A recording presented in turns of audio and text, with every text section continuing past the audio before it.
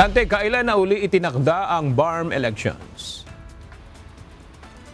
Magandang tanghali aga, batay sa pinirmahang batas kahapon ni Pangulong Ferdinand Marcos Jr. ang Republic Act 12317 para sa unang parliamentary elections.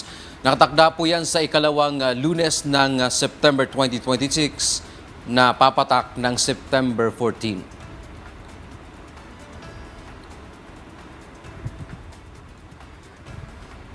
Kaugnay nito, sa panayam ng UNTV News kay BARM Chief Minister Abdul Rauf Makakua, nagpasalamat sila sa development na ito.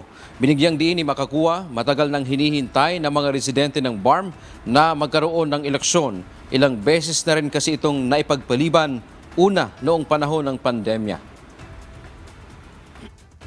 Tagal po na namin yun inaantay kasi the Bangsamoro people deserve na ang mamumuno na po sa kanila is yung mga elected by them. It's only proper na this election will be conducted as what the law says that is September.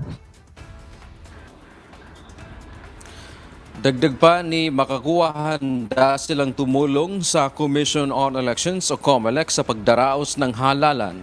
Positibo rin si Makakua na maging mapayapa ang idaraos na eleksyon.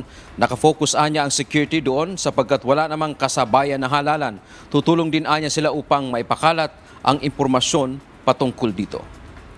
Samantala, aga-ayon naman sa COMELEC, ngayon dahil mayroon ang formal na batas, ay mayroon na silang kumbagang malinaw na direksyon at ito ay pagsisimula na ng kanilang gagawing paghahanda para sa halalan, which is 5 days away na lamang ang mula ngayon ang kanilang panahon para makapaghanda sa isang automated elections. Yan ang ating update mula dito sa Maynila.